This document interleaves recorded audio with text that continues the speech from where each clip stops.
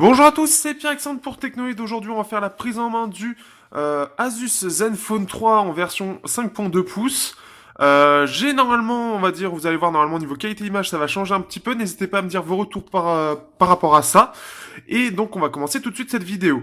On va aller surtout sur le design ainsi que sur la photo qui m'a plutôt impressionné. Donc, un téléphone qui déjà a énormément évolué en termes de design puisque tout simplement par rapport au Zenfone 2 qui était tout plastique et pour moi pas très bien fini, ici il y a une réelle évolution.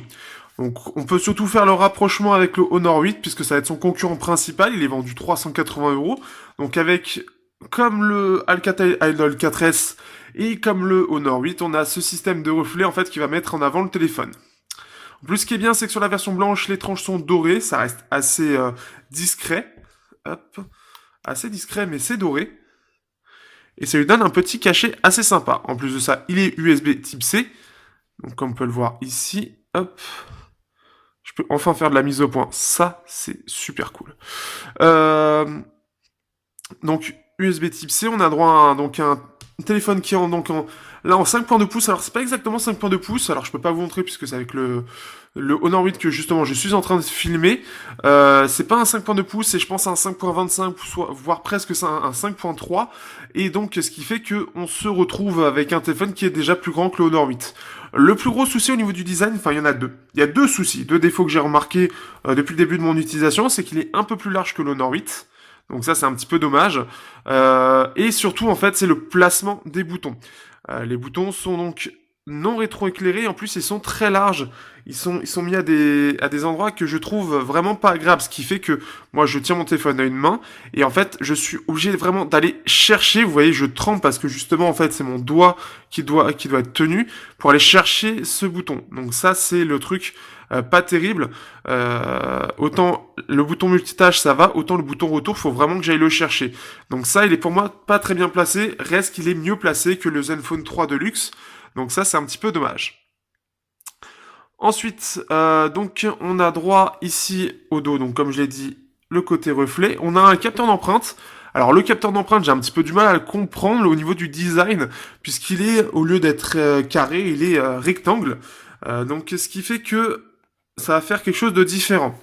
En main, eh bien, je préfère largement avoir ce type de lecteur d'empreinte carré ou rond comme le Honor 8 plutôt que celui-là où il est assez désagréable. Alors c'est aussi peut-être parce que le lecteur est un petit peu plus enfoncé, enfin c'est pas très très agréable au toucher, donc c'est un petit peu dommage.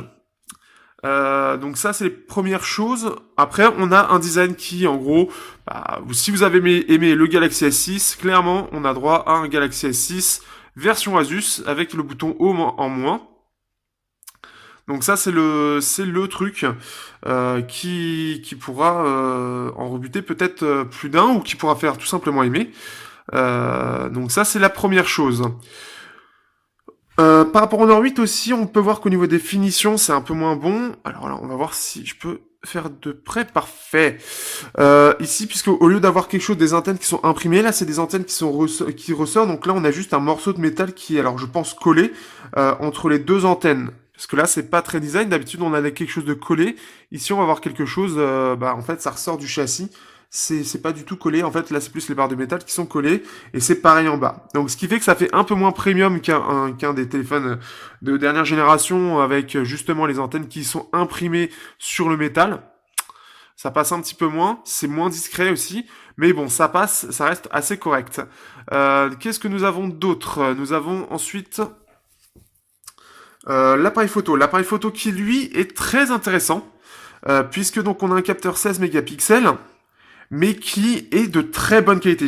Justement, il m'a surpris, là où les autres Asus, les Zenfone 2 m'avaient plutôt déçu un peu, là on a droit à des photos qui sont très réussies, surtout de nuit.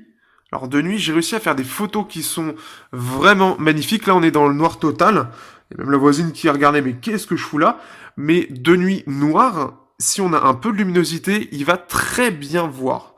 Il voit même mieux que le Honor 8. Enfin, en fait, c'est surtout qu'en plus de faire de très bien voir, on va avoir des photos qui sont lumineuses. Donc ça. Alors, qu'est-ce que j'ai d'autre que je pourrais montrer? Il y en avait surtout. j'ai pu comparer avec l'iPhone de ma copine, on avait testé justement les photos. Tac, non, non, non, voilà. Et on a droit à des photos qui sont de bonne qualité. Vraiment, on a pas mal de détails. Et on va voir vraiment... Alors je sais pas si là on verra bien. Mais on voit carrément la plaque ici, la plaque minéralogique, on voit les détails, on peut le lire. Donc ça c'est vraiment bien. Là j'ai fait quelques réglages, je devais être en manuel pour baisser un petit peu, parce que de base, on peut quand même avoir des images comme ceci. Hein. Donc c'est vraiment très éclairé, sans pour autant perdre en détail. J'essaie de retrouver la photo, là je me suis amusé avec le mode pro, mais on peut vraiment... J'essaie de retrouver la photo... Je ne sais plus. Là, c'est de base avec l'objectif grand angle que j'ai en test, et ce qui fait qu'on peut voir, il capte beaucoup de lumière, donc c'est quand même impressionnant. Voilà, là c'est l'exemple en fait, là c'est en auto, et là on voit que je suis sur un objectif grand angle, c'est en auto, et hop, si je zoome justement sur les plaques, on va vraiment voir les détails. On a vraiment pas mal de détails, donc c'est très éclairé. Et face à un iPhone, bah, c'est beaucoup, beaucoup moins éclairé. Donc c'est quand même impressionnant. Je suis vraiment impressionné de la qualité des photos, surtout de nuit, qu'il arrive à nous faire. Si on compare aussi, j'ai pu comparer au Nord 8 en plein jour, eh bien, il va falloir que je regarde de plus près, mais je crois que l'appareil photo du Asus est même meilleur que le Honor 8. Donc c'est... Au départ, je pensais qu'il était moins bien, mais apparemment, il semble bien meilleur. Après, il faut voir au niveau des couleurs, mais c'est assez impressionnant. Niveau détail, on a un niveau de détail qui est vraiment bon. Et on a vraiment des photos qui sont bien éclairées, c'est-à-dire que vraiment, ce qui vont être plus éclairées que la normale. Donc, ce qui fait que ça va être pas, ça, on va être loin par rapport à la réalité, mais on aura quelque chose de très éclairé. Donc là, c'est ah oui, c'était avec l'objectif grand angle avec lequel je me suis amusé, mais ça on y reviendra pour un prochain test, hein, parce que là c'est le Zenfone 3. Euh... C'est dommage, j'aurais pu en fait tester de nuit. Là c'était dans Paris, et on a vraiment pas mal de détails. En plus de ça, ce qui m'a impressionné, c'est le mode pro. Je me rappelais pas que sur la Zenfone 2, le mode pro était de ce style-là. Donc là, on est sur le... Non. Alors en plus, ce qui est bien, c'est qu'il est pratique, il est juste là, manuel, et on a plein de choix. On peut choisir la température par rapport à la photo. Donc si on veut avoir une température de 6500K, ça va donner ça. Et si on veut avoir quelque chose de plus froid, plus bleu, on va avoir ça. Et on peut gérer selon si on veut que ce soit selon la couleur, soit avoir quelque chose de très neutre, très blanc. Donc comme ceci, on va pouvoir gérer les ISO qui pourront être jusqu'à 3200. Donc ça, c'est plutôt sympa aussi. On va pouvoir gérer donc la luminosité. On va pouvoir gérer l'ouverture. Donc si vous voulez que ça soit, c'est soit un 50 millième. Donc là, ça va être vraiment pour des photos où on veut un maximum de détails. Donc ça va être très rapide et on a quelque chose de très lumineux. Et là, on peut aller jusqu'à 32 secondes. Donc c'est pour des photos de nuit, par exemple, où on va pouvoir faire des photos une fois stabilisées, qui sont assez sympas. D'ailleurs, j'en viens à la stabilisation, justement. Stabilisation qui est assez impressionnante aussi, puisque on a droit à un stabilisateur, bah, au final, il faut que je revienne là. Stabilisateur 3 axes électronique et aussi physique, un vrai stabilisateur. Ce qui fait que là, on peut voir, ça ne bouge pas. Juste très légèrement, mais ça ne bouge pas, et ce qui fait que c'est vraiment pas mal. On va avoir un capteur qui est très stable. La stabilisation est bonne, donc ce qui fait que c'est plutôt pas mal. On est vraiment sur quelque chose qui est stable.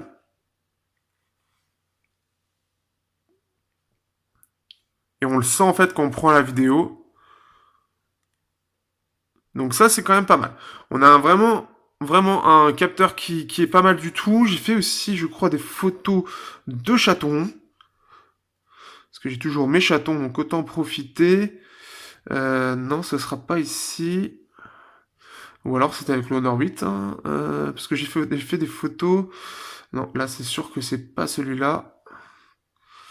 Là j'ai dû tester autre chose. Donc ouais, ce qui fait que ce sera plus ça. Mais en tout cas, voilà, en gros, on va avoir des photos qui sont vraiment de bonne qualité.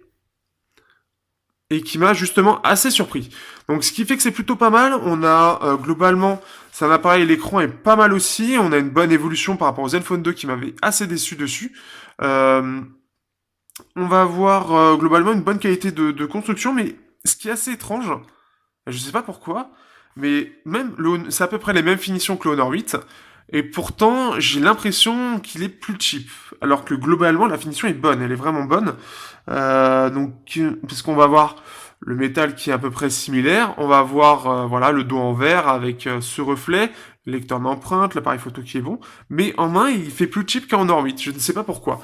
Pas énormément, mais ça le fera un petit peu, et c'est pas super compréhensible, je ne sais pas pourquoi il fait ça, donc c'est un petit peu étrange. On a toujours droit au double tap aussi. Alors, petite chose sur la surcouche. La surcouche, pour ceux qui connaissent, ça ne changera rien par rapport à ce que vous avez vous. Alors que je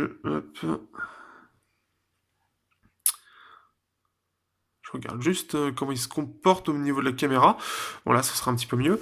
Euh, la surcouche, alors la surcouche à juste pour ceux qui connaissent et ceux qui aiment bien, tant mieux. Mais il faut savoir que pour moi, en fait, plus ça va et plus j'ai du mal avec cette surcouche. Parce que à la fois c'est proche d'Android pur, donc ça c'est une bonne chose, mais à la fois elle déborde tellement de choses en plus qu'on ne sait plus où donner de la tête. Clairement, regardez, appareil, on va avoir accueil, affichage, son et notification, ne pas déranger, Asus Cover, qui pourrait être peut-être dans les trucs spéciaux Asus, stockage et USB, téléchargement. Donc c'est-à-dire qu'ils ont préféré, je pense, mettre une option supplémentaire dans les paramètres pour retrouver peut-être plus facilement les téléchargements. Application ZenMotion, qui est la partie tactile. Donc ils auraient pu mettre peut-être avec Asus, je sais pas, un Asus Plus, un truc comme ça. Batterie, gestion de l'alimentation, alors qu'on a batterie juste au-dessus. Mémoire, paramètres personnalisés Asus. Donc ce qui fait que déjà il y a des choses qui sont mal intégrées pour moi. On a mode facile, mode enfant, donc on en a deux, alors qu'on pourrait avoir mode simple, enfin un truc spécial. Sécurité compte Google, bon ça c'est normal. Langue saisie, d'ailleurs sécurité, sachant que l'empreinte digitale normalement elle est dans sécurité, là ils la remettent ici. Bon, après ça permet de la trouver plus facilement parce que c'est encore relativement nouveau. Dateur, mise à jour instantanée, mise à jour du système. Donc, c'est un peu, je trouve, ça fait beaucoup quoi. Après, qu'est-ce qu'on a? Bah, si on regarde les applications Asus, mode vue, je sais plus comment ils gèrent ça, mais en gros, on va avoir assistant Zenfone, assistant audio, Asus Mobile Manager, Do It Later, galerie, gestionnaire de fichiers, horloge, lampe torche, règle laser, contact. Ensuite, magnétophone, mémoire rapide, météo, mini-movie, mise à jour système, paramètres, photocollage, Splendid, radio FM, donc pour ceux qui veulent la radio, c'est présent, ShareLink, thème, web storage, Zen Circle, Zen Talk, qu'est-ce qu'il y a d'autre? Bah, TripAdvisor, on a normalement Instagram aussi qui est installé de base, Facebook aussi, sauvegarde d'application, MyAsus Service Center, donc c'est encore autre chose que le assistant Asus.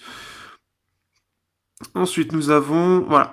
Alors, comme ça paraît pas, mais je trouve que ça fait beaucoup d'applications Asus. Il y a beaucoup, ça déborde. En fait, j'ai l'impression d'avoir un TouchWiz version Asus.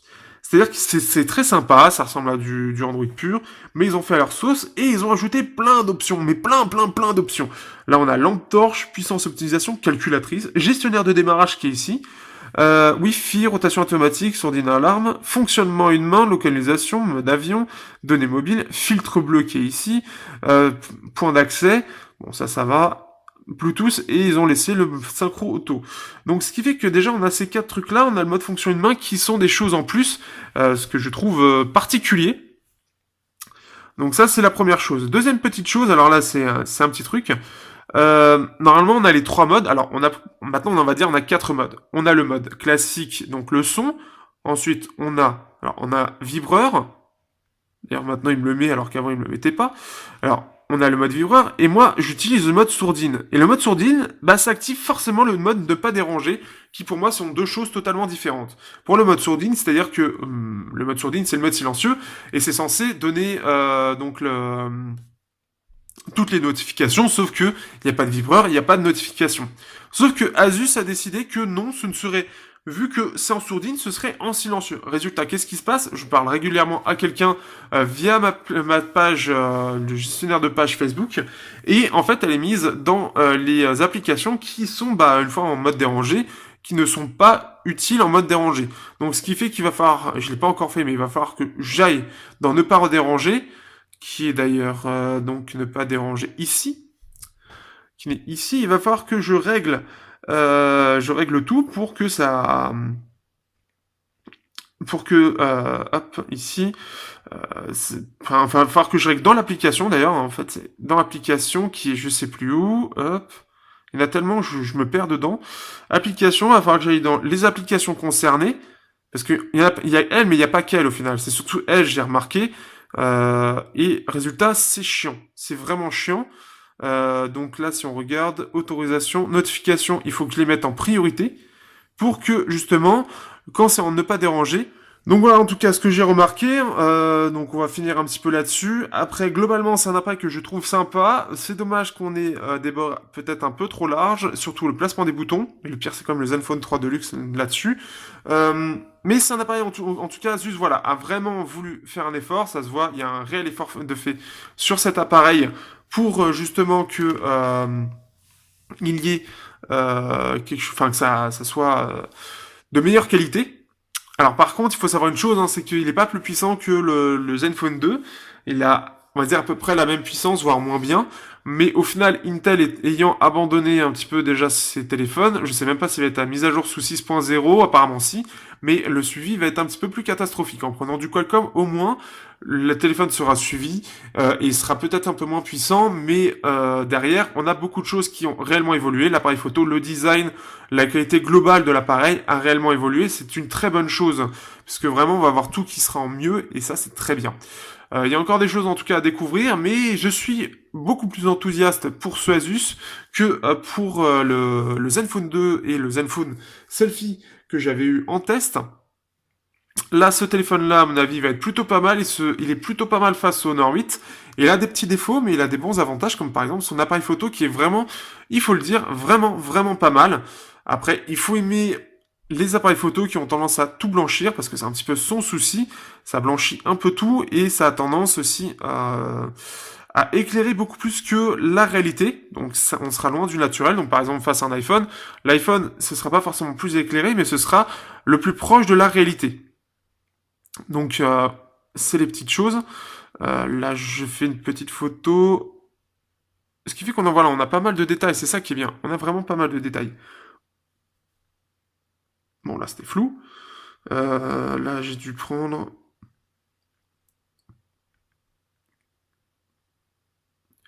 Enfin voilà. En tout cas, c'est un appareil photo qui est très intéressant et qui va permettre pas mal de choses.